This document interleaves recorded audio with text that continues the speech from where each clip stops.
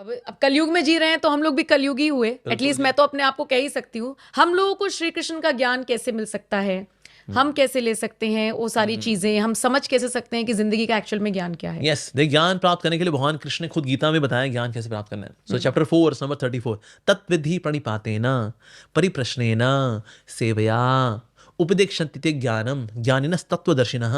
तो जो तत्वदर्शी है ऐसे गुरु के पास जाओ, उनसे जाके प्रश्न पूछो, उन सवाल जवाब करो, कुछ सेवा करो, विनीत भाव रखो। इस भाव से हमें ज्ञान प्राप्त होता है। सो पहला क्या है? विनीत भाव, यानी कि हम्बलनेस होनी चाहिए। चैलेंजिंग एटीट्यूड के बाद से ना आप नॉलेज प्राप्त नहीं कर सकते, बिकॉज यू आर चैलेंजिंग। आप कैसे कर सकते हैं, आप कैसे कर सकते हैं, अब चैलेंजिंग एटीट्यूड है। विनम्र भाव होना चाहिए। सेकेंड इज दैट हमें प्रश्न पूछने चाहिए। जब भी हम किसी स्पिरिचुअल पर्सनालिटी के पास जाएं, सिर्फ ये नीचे बस दर्शन करने आए थे, यहाँ सर रख दो हमारे सर के ऊपर, यहाँ डाउनलोड हो जाए कृपा, सवाल करने चाहिए। सो परिप्रश्नेन सेवया, हमें सेवा करनी चाहिए। सेवा it can be some kind of personal सेवा भी हो सकती है, क्या मान लो आपकी साधु की वो सेवा कर दिया, मान लो आप you give medicine and all that, या कुछ बना के लेके आए उनके लिए, व्हाटएवर। सबसे इम्पोर्टेंट सेवा है कहना मानना, जो बता रहे हो भगवान के बारे में और फिर साधना के बारे में वो फॉलो करना। सो इस तरह से फिर हमें ज्ञान की प्राप्ति होती है।